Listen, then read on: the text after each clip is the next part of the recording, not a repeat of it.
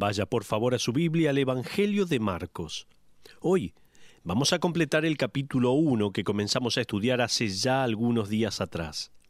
Ahora, antes de ir al próximo incidente en el cual Jesucristo usa su autoridad, debo hacer un alto. Fíjese nuevamente lo que dice Marcos 1:23. Pero había en la sinagoga de ellos un hombre con espíritu inmundo. ¿No le parece interesante al leer este pasaje que un hombre en la sinagoga estaba poseído por un demonio? Nadie lo había detectado hasta que la persona de Cristo llegó al lugar. Ese hombre estaba adorando, estaba leyendo, escuchando las Escrituras. No lo sabemos, pero hasta es posible que haya predicado algún mensaje. Esto me hace pensar que es posible estar sentado en la iglesia y pertenecer a Satanás. Es posible ser miembro de una iglesia y no ser miembro del reino de Dios. Alguien puede venir a la iglesia el domingo y cantar cuando allá se pase lista y tener una reserva en el infierno mismo. Ahora, sigamos adelante con esta demostración de la autoridad de Jesucristo. Vemos al Señor Jesucristo demostrando su autoridad como Maestro, en primer lugar. En segundo lugar, mencionamos la autoridad del Señor Jesucristo sobre las tinieblas. Y permítame ahora desarrollar la autoridad de Jesús sobre las enfermedades. Fíjese en el próximo incidente en el que Cristo ejerce su autoridad. Fíjese en Marcos 1:29 y 30, allí leemos de esta manera. Al salir de la sinagoga vinieron a casa de Simón y Andrés con Jacobo y Juan. Y la suegra de Simón estaba acostada con fiebre. La suegra de Simón Pedro estaba enferma. Lucas el médico agrega que estaba enferma con mucha fiebre en Lucas 4:38. Él conocía los síntomas y sabía que podía ser algo fatal. Jesucristo está por ejercitar su autoridad no solo como maestro, no solo sobre los demonios, sino que ahora lo va a hacer sobre la enfermedad. Usted recordará que este es uno de los primeros días del ministerio de Cristo. Él va a darnos dos ilustraciones en las que sana a alguien. Primero, va a sanar a la suegra de Simón Pedro y luego va a sanar a un leproso. En Marcos 1:30 y 31 leemos, y la suegra de Simón estaba acostada con fiebre, y enseguida le hablaron de ella. Entonces él se acercó y la tomó de la mano y la levantó, e inmediatamente le dejó la fiebre, y ella les servía. Ahora, me gustaría darle dos simples pensamientos de este pasaje de la Escritura. Primero, la suegra de Simón fue sanada de su fiebre y se levantó de su cama. Evidentemente, con energías y con toda la fuerza de una persona sana, y le sirvió, dice la palabra. ¡Qué hermoso cuadro! Ella estaba a pasos de la muerte y Jesucristo le dio una nueva vida. Ella luego va y le sirve. ¿No debería ser así en nuestras vidas? Nosotros éramos esclavos del pecado y estábamos en los brazos de Satanás. Y Jesucristo nos liberó y nos dio vida. Deberíamos entonces dar nuestras vidas en servicio a la persona de Cristo y su programa del reino. Pero en segundo lugar, un pensamiento más, antes de continuar, hay algo que pienso es muy poderoso acerca del ministerio de Cristo. Esto me encanta. Jesucristo no necesitó ninguna audiencia para ejercer su poder, no necesitó de una multitud. Él sanaba en una pequeña casa con un puñado de personas presentes o afuera a los ojos de todo el mundo. El tamaño de la audiencia no importaba, él cumplía la comisión de Dios, fuera frente a muchos o a pocos. Me pregunto, ¿servimos nosotros a Jesús de esta manera? ¿Lo servimos con la necesidad que nos digan gracias, siempre adelante, o le servimos cuando nadie parece notar lo que hacemos? ¿Qué prueba es esto para nosotros? Una prueba que Jesús pasó. Pero sigamos adelante. Jesús, como vemos en segundo lugar, sanó a un leproso. En Marcos 1:40 y 41 leemos lo siguiente. Vino a él un leproso rogándole, e hincada la rodilla le dijo, «Si quieres, puedes limpiarme». Y Jesús, teniendo misericordia de él, extendió la mano y le tocó, y le dijo, «Quiero, sé limpio». Amigos, la vida de los leprosos era una vida trágica. En mi biblioteca tengo un libro titulado ¿A dónde está Dios cuando estamos dolidos? El doctor Philip Yancey escribió este libro que le recomiendo, y él cita al doctor Paul Brand, que gastó su vida trabajando en colonias de leprosos. Generalmente, cuando pensamos en la lepra, pensamos en una enfermedad muy contagiosa, pero no es así. Hay varios tipos de lepra. En mi investigación encontré al menos 3. La que este hombre tenía estaba probablemente en un estado avanzado. En varias ocasiones leemos en la Biblia acerca de un leproso con apariencia blanca. ¿Recuerda María? Cuando se rebeló contra Moisés, que la Biblia dice que quedó blanca como la nieve. Este tipo de lepra comenzaba con pequeñas escamas en la piel. Esas escamas crecían rápidamente hasta que la persona quedaba totalmente cubierta con piel blanca. Este tipo de lepra hacía que la persona fuera aislada y rechazada por la sociedad. De hecho, en el medioevo, la iglesia tenía un lugar especial designado para los leprosos. El sacerdote entraría a la iglesia con un crucifijo y un pañuelo. Detrás de él entraría el leproso vestido de negro. Este seguiría los pasos del sacerdote hasta el altar, a donde el sacerdote le leía los derechos de sepultura. La persona estaba viva, pero aún así se la consideraba muerta. La pared de la iglesia tenía unas rendijas para que los leprosos pudieran seguir las ceremonias desde afuera y adoraran a la distancia. La gente en la época del Nuevo Testamento no era menos compasiva. De hecho, los leprosos tenían que usar un pañuelo en forma de máscara que cubriera hasta la nariz. También tenían que clamar «inmundo, inmundo» al caminar por las calles. El tocar a un leproso significaba que uno se contaminaba. Si el leproso estaba casado, ni bien el sacerdote decía que él tenía lepra, quedaba divorciado. No podían adorar como el resto de los creyentes. Y también eran personas solitarias y rechazadas y no tenían esperanza. Encontramos entonces a este leproso que acude a Cristo. Los escribas decían que este leproso tenía el juicio de Dios sobre él.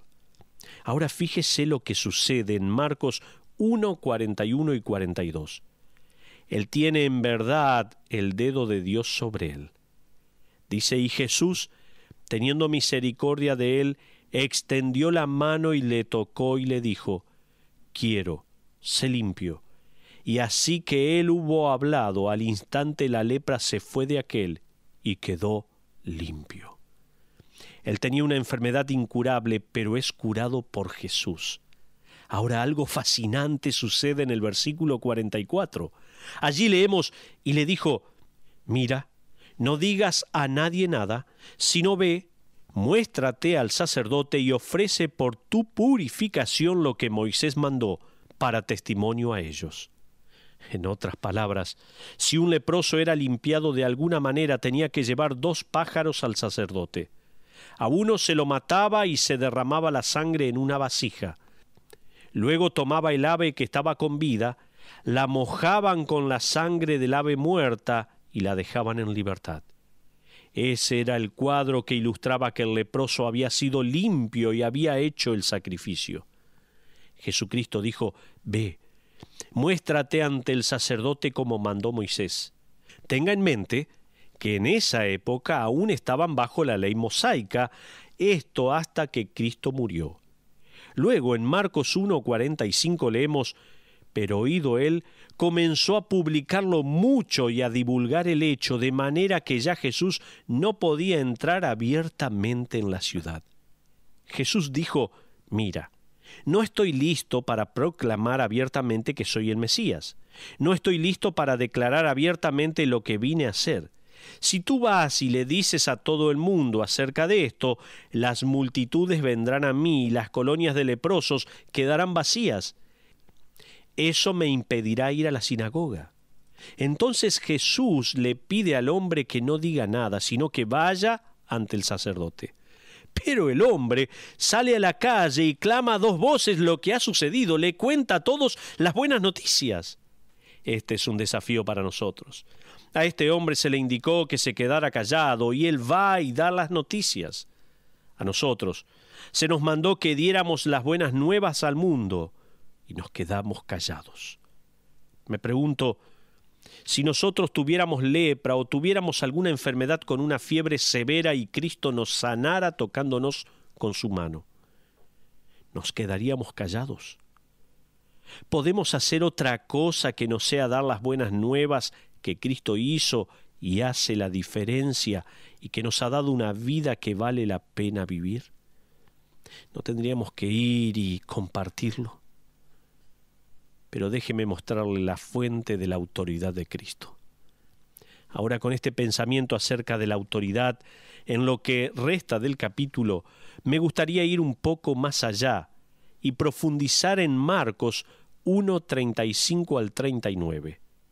Permítame darle 3 principios en cuanto a la fuente de la autoridad de Jesucristo.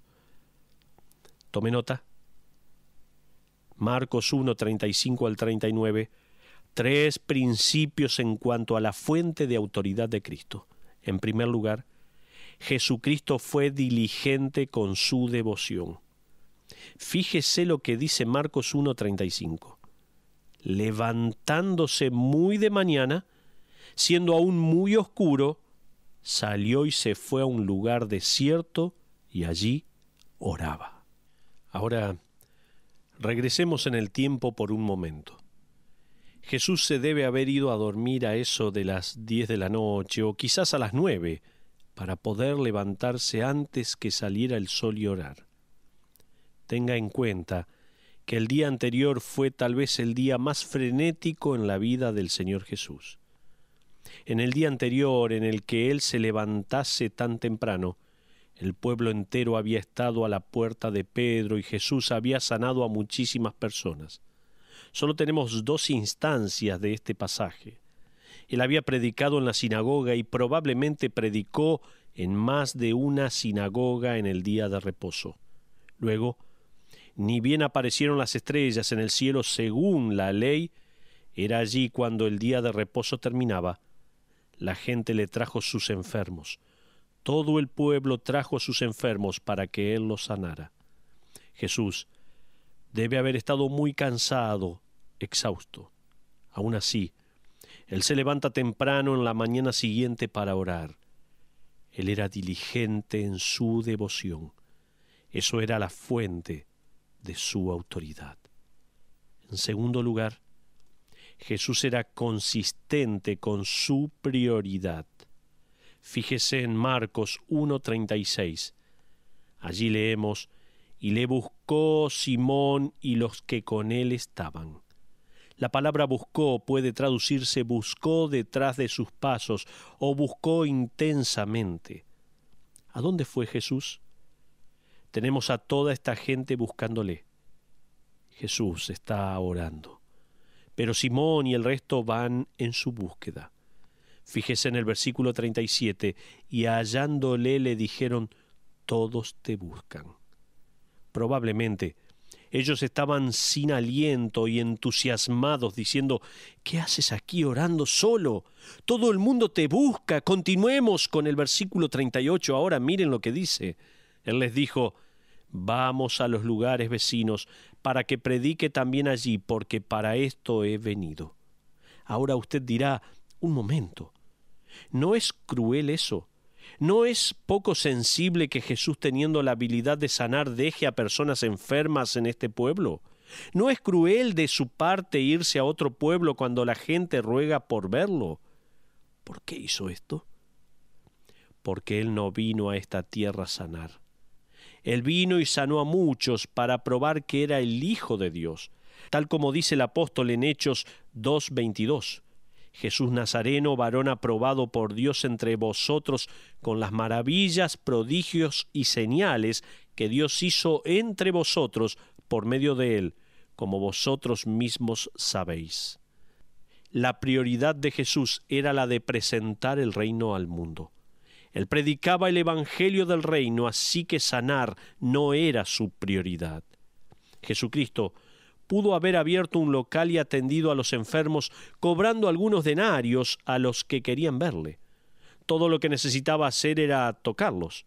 No había necesidad alguna de farmacias en Capernaum. ¿No sería fantástico que nos sucediera en la actualidad esto? ¿Por qué no lo hizo? Jesucristo no vino a esta tierra a sanar. Él tenía sus prioridades bien claras. Él dice básicamente en Marcos 1:38, he venido a predicar, para eso vine a este mundo.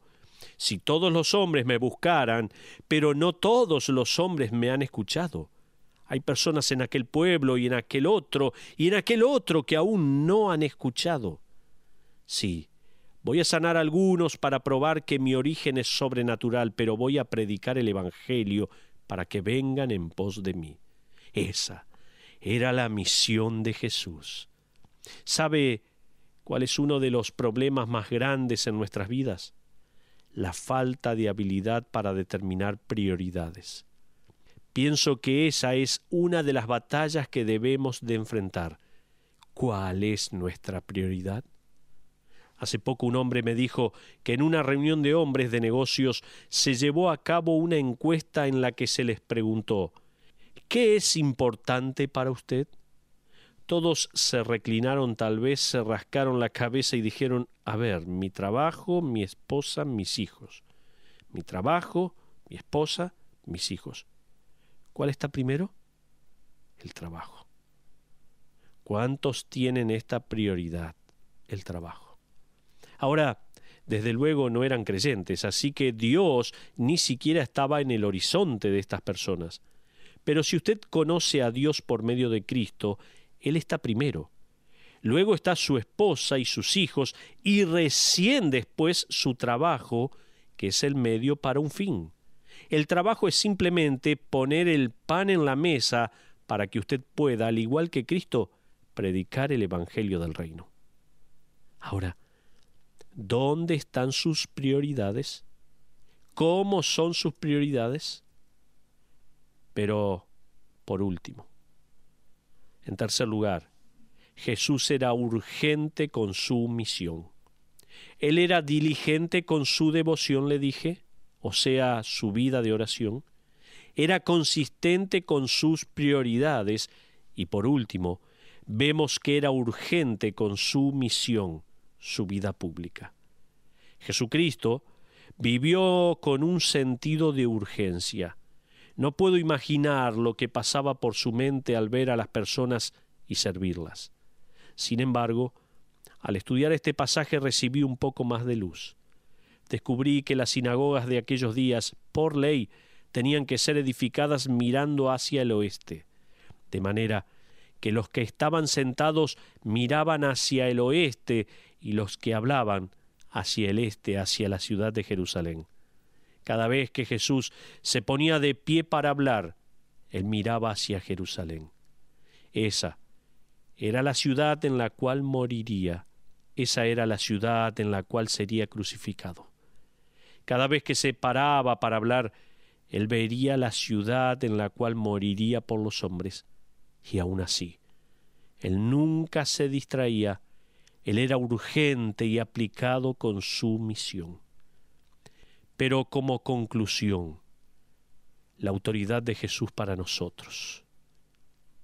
De esta forma quiero terminar. Muy bien, pudimos ver en este estudio la autoridad de Jesucristo como Maestro, la autoridad de Jesucristo sobre los demonios y sobre las enfermedades. La autoridad de Jesucristo puede ser suya hoy si usted se somete a la voluntad del Padre. Esa autoridad puede ser suya si usted, como Él, es diligente en lo privado, consistente en alinear las prioridades de su vida según la Biblia, Y esta autoridad, que es la palabra escrita de Dios, es la que va a darle un sentido de urgencia, que le va a dar la pauta que usted no está en este mundo para percibir un cheque a fin de mes, sino que está aquí para presentar el reino de Dios. Cuán diferente sería nuestro pueblo, nuestro lugar de trabajo, si tuviéramos esa urgencia para hacer la voluntad de Dios. ¿Es Jesús la autoridad en su vida? ¿Es la autoridad en mi vida? Jesucristo es y demanda ser la autoridad final en cada una de nuestras vidas. Ojalá que este estudio nos permita entender, comprender, asimilar y aceptar la autoridad final que Jesucristo tiene sobre cada una de nuestras vidas. Que así sea. Amén.